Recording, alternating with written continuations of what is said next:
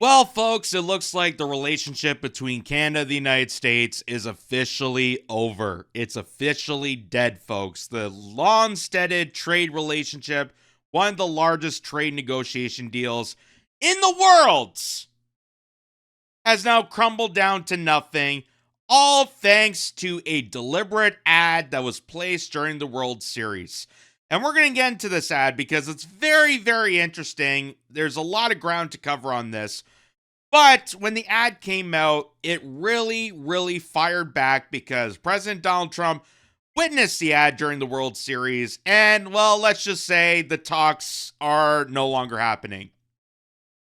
So this is from the AP announcing that Trump is ending trade talks with Canada over tariffs, ad that Ontario Premier now says he'll phase out. So Doug Ford put this ad together, and we're going to show it here in a second. Doug Ford put an ad out onto the World Series that was trying to denounce the tariffs. And while Doug Ford, in his little imaginative mind, thought, well, this is really going to stick it to Trump. This is really going to stick it to the tariffs. This is really going to do, hammer through, and we're actually going to get a deal out of this. It immensely fired back.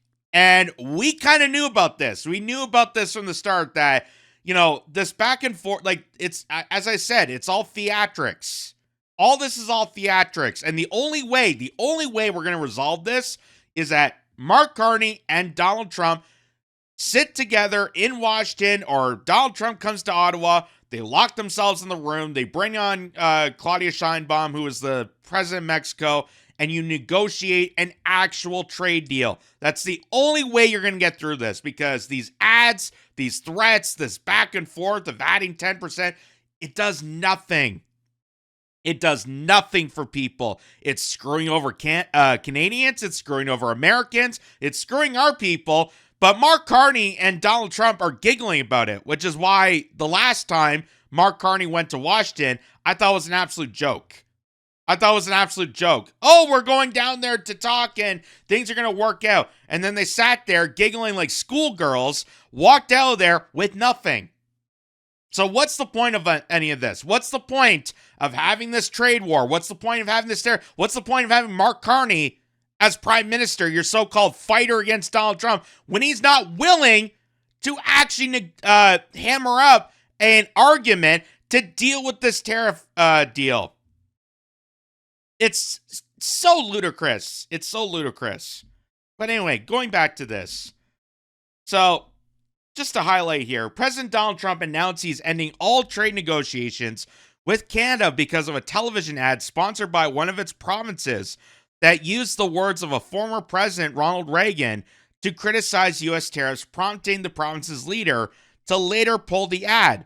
The post on Trump's social media site Thursday night ratcheted up tensions with the U.S.'s northern neighbor after Canadian Prime Minister Mark Carney said he plans to double his country's exports to countries outside the U.S.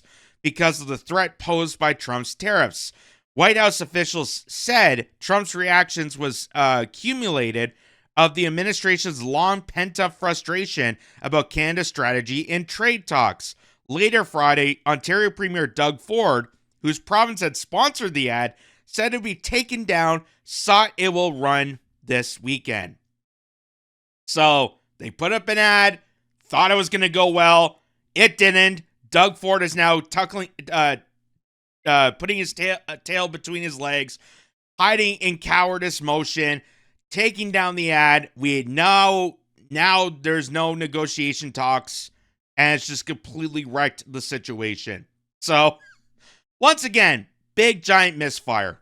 And here's Doug Ford. This is his post on X here. It says, "It's official. Ontario's new advertising campaign in the U.S. has launched. Using every tool we have, we'll never stop making the case against American tariffs on Canada. The way to prosperity is by working together."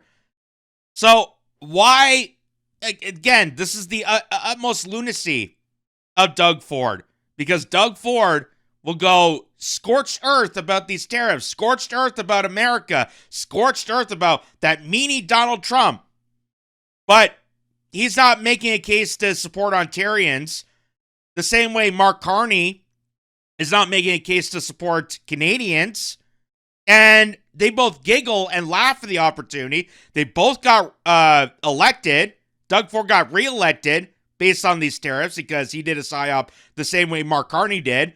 And Doug Ford, while he's angered about American tariffs, still continues to go on CNN and MSNBC defending the actions like this. So here's the ad that came out. And like I said, there's a lot of ground to cover on this. We're going to get into it. But let me show you what played out during the World Series. And you tell me if it was in good taste.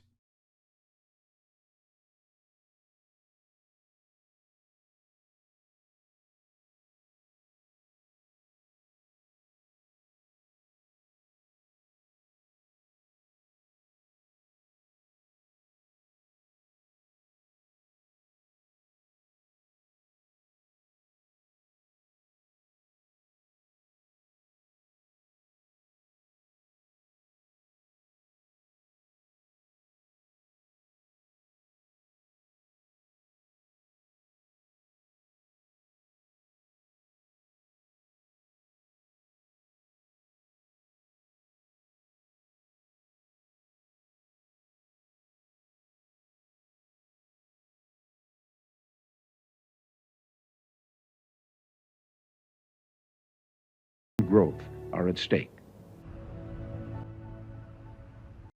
So there you go. That's the official ad that was placed during the World Series that's triggering this whole catastrophic event. And I'll admit, that's a pretty effective ad.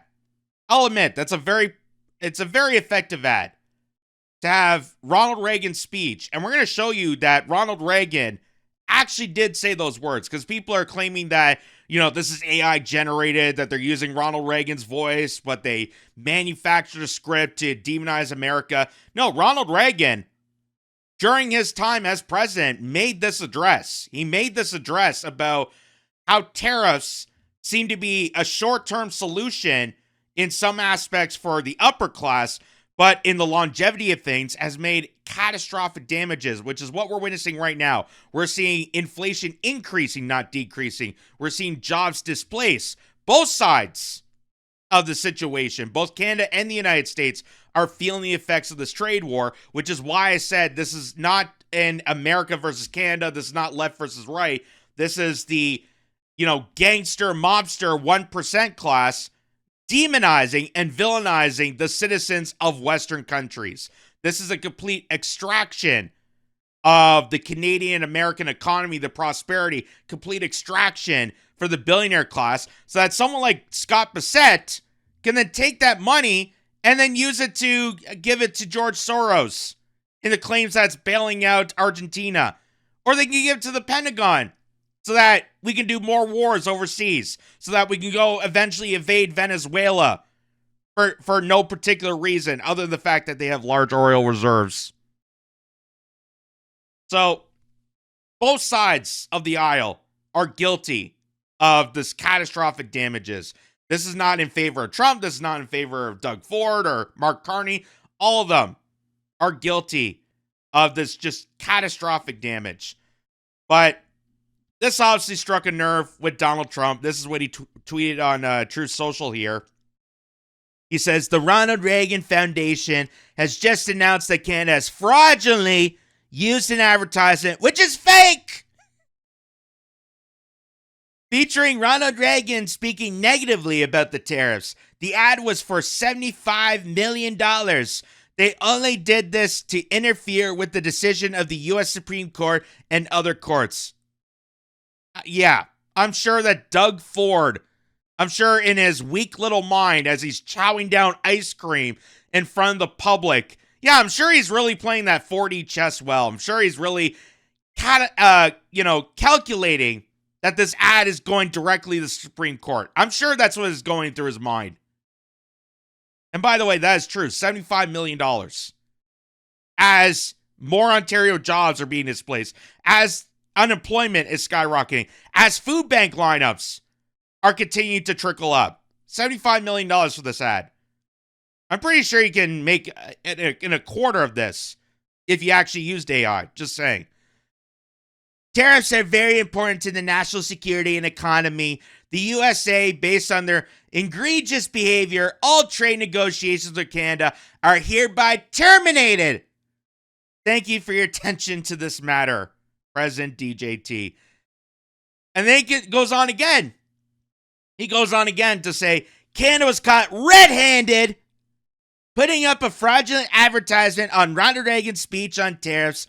The Reagan Foundation said that they have created an ad campaign using selective audio and video of President Ronald Reagan. Well, wait a second. You just said it was all fake. Now you're saying, oh, it's selective. So what is Donald Trump then saying that it wasn't fake? That Ronald Reagan did say that, but they're using selective audio? Like, again, it's so theatrical, all this. The ad misrepresents the presidential radio address and did not seek nor receive permission to use and edit the remarks. The Ronald Reagan Presidential Foundation Institute is reviewing its legal options in this matter. So they're talking about a lawsuit. A lawsuit. Which just seems like the whole thing is crazy. The whole thing is crazy. That you're going to sue the province of Ontario. You're going to sue Doug Ford for an advertisement that used Ronald Reagan in his talk about tariffs because you got butt hurt. It's just so maniacal that this is the resorting. This sounds like a lunatic lefty right here. Oh, you made me feel bad. I feel hurt by this. So now I'm going to sue you. It's like all the people that went protesting against Dave Chappelle. I'm going to sue and go after Netflix for allowing Dave Chappelle to have a comedy special talking about transgenders. This sounds like a lunatic lefty, but it's coming from the president. It's coming from Donald Trump because someone took an actual account. Someone actually took a former president's statement about tariffs and made a convincing argument. The sole purpose of this fraud was Canada's hope that the United States Supreme Court will come to their rescue on tariffs that they used for years to hurt the United States. Now the United States is able to defend itself against high and overbearing Canadian tariffs. Ronald Reagan loved tariffs for purposes of national security and economy, blah, blah, blah, blah, blah. It's all just a joke. So here's the Ronald Reagan Foundation. So this is what they claim. It says the Ronald Reagan Presidential Foundation Institute learned that the government of Ontario, Canada created an ad campaign using selective audio and video of President Ronald Reagan delivering his radio address to the nation on free and fair trade, dated April 25th, 1987. The ad misrepresents the presidential radio address, and the government of Ontario did not seek nor receive permission to use and edit the remarks. The Ronald Reagan Presidential Foundation Institute is reviewing its legal options in this matter.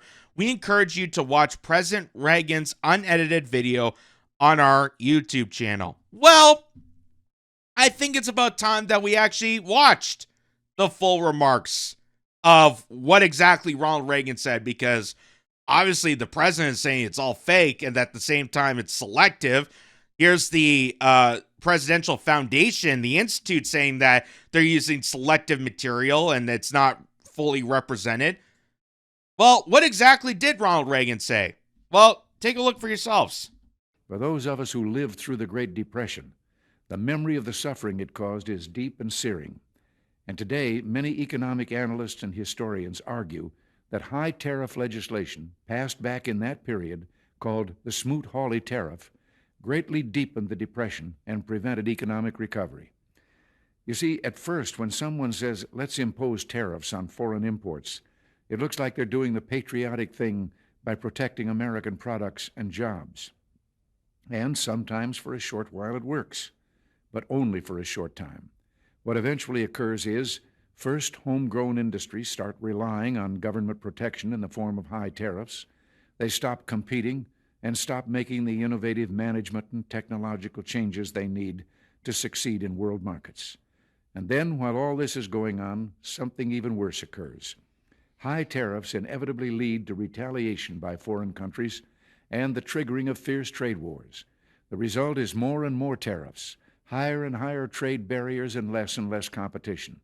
So soon, because of the prices made artificially high by tariffs that subsidize inefficiency and poor management, people stop buying. Then the worst happens.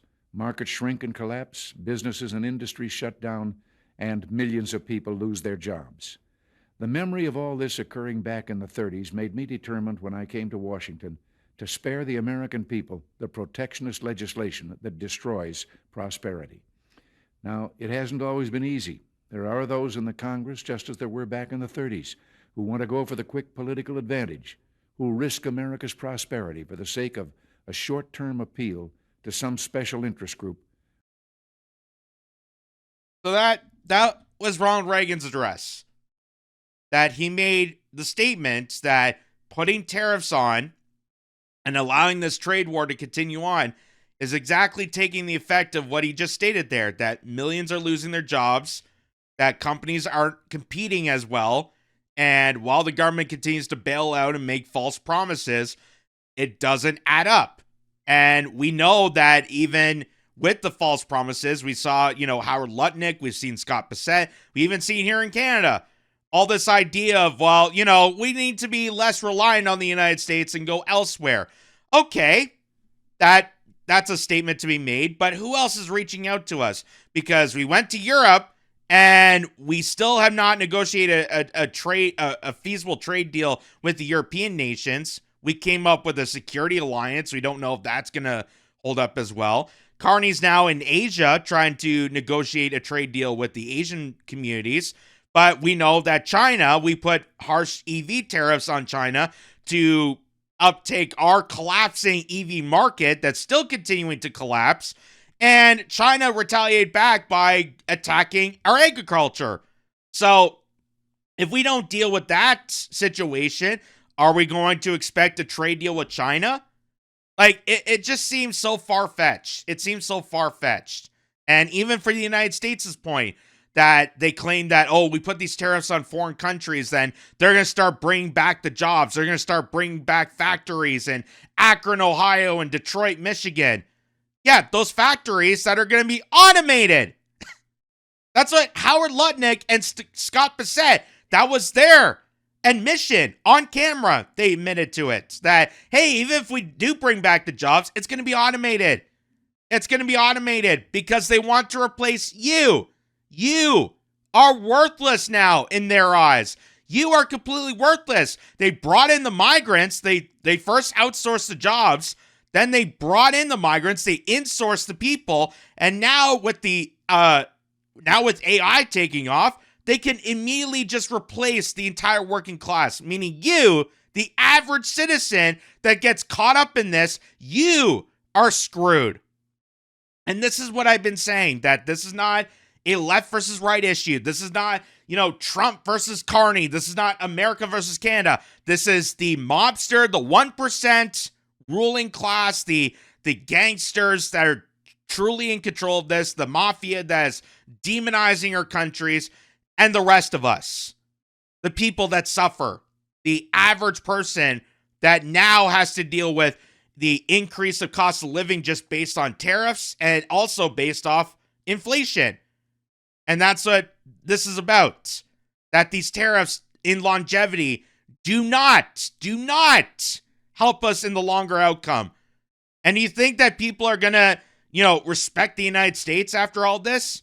Yeah, you got the one trade deal with European nations, but you're also villainizing other nations that don't want to reach out to you. So if companies decide, hey, I'm going to go elsewhere outside the United States, do you think they're going to come back after the destruction of this? Probably not. Probably not. So it's really shooting both yourselves in the foot on this. And here's something also to add to this. So Candace Malcolm, who's a journalist at Juno News. She had this video. She says veteran broadcaster Mark Patrone is joined by former Liberal MP Dan Matteig, who says a Canada-U.S. trade deal was nearly finalized before Ford's $75 million ad scandal derailed it. I didn't know about this. My understanding was that they're still continuing the talks after Mark Carney's just embarrassing Washington visit. Well, we're still talking. But now, according to Dan Matteig, he's saying that there was a trade deal in the works, that they were just about to finalize it and resolve this, and then Doug Ford came in and completely nuked it with this ad. And it just seems absolutely embarrassing that if Doug Ford knows about this and Mark Carney knows about this, why did they put on an advertisement to try to penalize America? Why would they do that if they knew that there was going to be a deal finalized?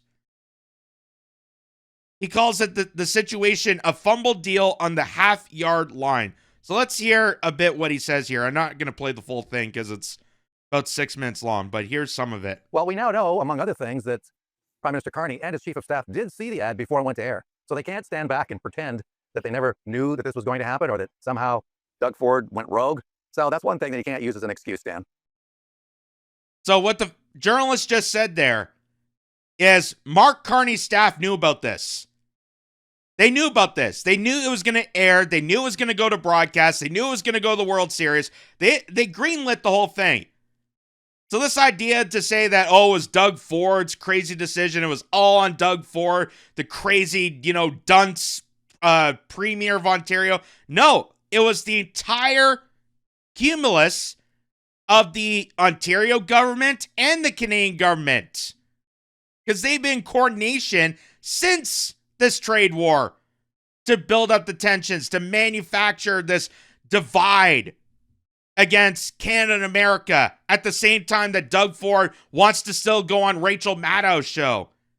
It's absolutely embarrassing. It's absolutely embarrassing. But so listen to the rest of this. Well, no, and it may explain why in his response, which I think he's pretty heated, Trump referred to it as Canada's ad. He didn't refer to it as Doug Ford or Ontario. He went right after. I think he, unless he misspoke, he went to the jugular and basically said, "I know this is part and parcel of what many are suggesting is the Canadian way. Try to be smug, try to be cute." Backstab and try to mock or mimic. But maybe this is disappointment for Trump that he's dealing with people that he can't make a deal with, and of course for Mark Carney, who claimed his whole fortune in his election and caused the elbows up crowd to think that he could somehow negotiate better. Looks like I'm hearing from sources that there was a deal in the works, very much in the works, and that it has now been effectively scuttled by the hubris of those who like to rub whatever in the snouts of individuals. And I had no business doing it. Now, of course, we may be looking at several weeks of no trade, a continuation of tariffs, and while other countries, including China, are getting some kind of a deal, including Europe, soon maybe others, we're still standing back, and we have the most to lose given that we have the largest exposure to the U.S. market, and to what happens there matters to us and vice versa. But I would say more so in the first rather than the latter. Well, Carney is in Asia, as you know. And I mean, he's trying to make deals, but basically most countries would rather have access to the U.S. market with its 340 million people than they would, Canada's market of 40 million. And so, Trump's got an advantage there, but Carney, I guess, is trying to forge some more alliances. He says there's already a free trade deal in place with Indonesia. It's hard to see how beneficial that's going to be. I mean, at the end of the day, we still need a deal with our biggest trade partner, the United States. And the fact that the Canadians may have... I love that. I love how Mark Carney is trying to brag to Canadians that, for all the 340 million people that we're no longer trading with, the large market of the United States that we've been trading and negotiating with since the formation of both countries. Really, since the formation of both countries. We're completely axing that over this ridiculous charade to work with Indonesia. Okay. What do they offer to Canadians? And what are Canadians offering to Indonesia? Like, the kind of lunacy that goes through people's minds. The kind of lunacy that all this incorporates. Even the elbows up crowd that, during Thanksgiving, of course, you're going to have awkward situations. You're going to have people bring up politics. I try to avoid that in any conversation with my family or a friend group because I just don't want to fracture more and more people. I've already lost a lot of people when it came to COVID and not supporting Ukraine, not supporting Carney, blah, blah, blah. You get the whole jib. But it just fascinates me that so many of these people, so many people that, you know, are staunchly supportive of the elbows up movement. And you could say what you want about America. You can disagree and, you know, have your vendetta against someone like Donald Trump and go full scorch about like how I'm not going to support America because it's supporting Trump. You could say that. Okay. If you're going to go down that route, and this is what I say to, you know, the elbows up crowd. If you're going to do that, then I don't want to ever see you engaged on social media, watching television shows that are produced in America, or eating foods that come from American companies like Coca-Cola, like Kellogg's, like all these other manufacturers that come from America. I don't want to see your face ever in a McDonald's. I don't care if it's McHappy Day or McFlurry Day. I don't want to ever see your face in a McDonald's when you're spewing this elbows up anti-America psyop. And that's what it is. It's a psyop to brainwash and manipulate people to further this divide that is causing nothing but havoc for both nations. This is a demise of the Western North American countries at the hands of the gangster billionaire class that already are siphoning out our nations. This is the whole intent of this. All this is theatrics. And all the best way you can resolve this is to force your president, to force the prime minister to get together, to hammer out a deal and negotiate. Actually come to a final solution. And apparently they were trying to. But Doug Ford completely wrecked it. So that's just astonishing. We were this close to finally ending this nightmare, to finally ending this pathetic tirade that somehow, we got to go against America because of Trump, or Americans looking at us and go, yeah, you idiots with your Mark Carney, which, by the way, majority of Canadians did not vote for Mark Carney. If you looked at our election map, you could tell that there was something flawed with that election. I'll just leave it at that because I don't know if I could say more on the YouTube sphere. I don't know if that's considered compromising democracy in their ruling. But that's incredible. That's incredible. They were close to a deal, and Mark Carney Doug Ford, with Mark Carney knowing about this, because obviously it got greenlit by them to broadcast this during the World Series, just completely nuked any chance of resolving this issue. So now Doug Ford is trying to backpedal this. Doug Ford throws Carney under the bus now. Trump won't negotiate anymore. So now he's going after Mark Carney, saying, I had no part of this. Mark Carney, you're the one that, greenlit this. I was just the one that came up with the idea. You're the one that greenlit this.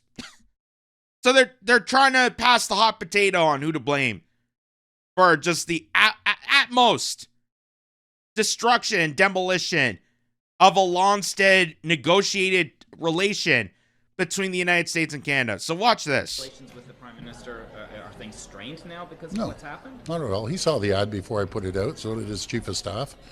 They both saw it, and we moved forward on it. But again, we achieved our goal. As we say, mission. We achieved our goal. What goal was that?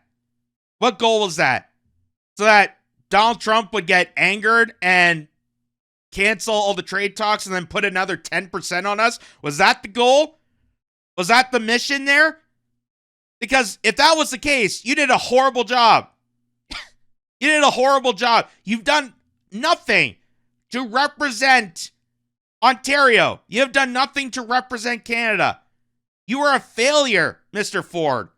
You're a failure, Mark Carney, for using this ad campaign. Now, I admit Ronald Reagan's message did make a valid point. It's a good argument. But in this context, you have completely shit the bed. And now you're trying to cover up the mess and trying to blame the other person for what you've done. Accomplished. One of the most difficult countries to deal with has been Canada. As much as I love Canada itself and the people of Canada, they've just had a lot of bad representatives. They did a fake ad yesterday. They were caught. The Ronald Reagan Foundation was the one that caught them, and it was totally the opposite of what they said. So I don't like that. That's dirty pool, and you can't do that. And let me just tell you, they shouldn't have done it. And they've apologized, and they said, we're going to take the ad down. Well, they did it, but they did it very late. They let it play for another 2 nights, and now they took that ad down. Whether it's provincial or Canada itself, they all knew exactly what the ad was. The Prime Minister knew, everybody knew. The Prime Minister knew what the ad was before it went. Will you see him in April? So Trump was kind of right about that. The Prime Minister definitely knew. The staffing within Mark Carney's network definitely knew. All these people knew. Even the broadcasters knew that this ad was going to go out to pit against America and specifically Donald Trump. It was a direct message in using Ronald Reagan. Again, I admit to this. It's an effective ad. But given the circumstances, given the context of the situation, it is in very, very poor taste. Very poor taste. And that's what Dan Mateg was trying to tell people there with that interview with the journalist, that what's happening is it completely wrecked the final stages of actually resolving this this tariff war. It was actually going to be resolved. We were actually going to try to come to some circumstances, and completely wrecked it. So now it's blown up in our faces because of the mismanagement, because of the poor judgment that our representatives are doing and the poor representation that they've been doing throughout this trade war. It's also in the fault of Trump. It's also in the fault of Howard Lutnick and Scott Bassett that are continuing this nightmare. Again, I don't put favoritism on anyone when it comes to this tariff war because no one asked for this. No one elected Donald Trump for this nightmare. No one elected Donald Trump for more inflation, for higher grocery prices, for this constant strain that you're being told you have to hate Canada or Canada has to hate America. No one voted for this. And I could tell you that for the average person, no one feels that way. I don't feel any, hateful things about America the same way I'm sure Americans don't feel hate towards Canada. But they get caught in this mess. They get caught in this feud because the gangsters, the ruling class, they are the ones artificially manufacturing this tariff war to go at each other for the most pathetic reason imaginable, when in the end, both sides are screwing the general populace. Both sides are screwing the genuine populace, and it's just been an absolute disaster. And if it was up to me, if I had any say in this, if I had a foot in the door, I would be demanding Mark Carney, Donald Trump, Claudia Sheinbaum get together, negotiate, come up with some, another USMCA, whatever it was called, and negotiate something.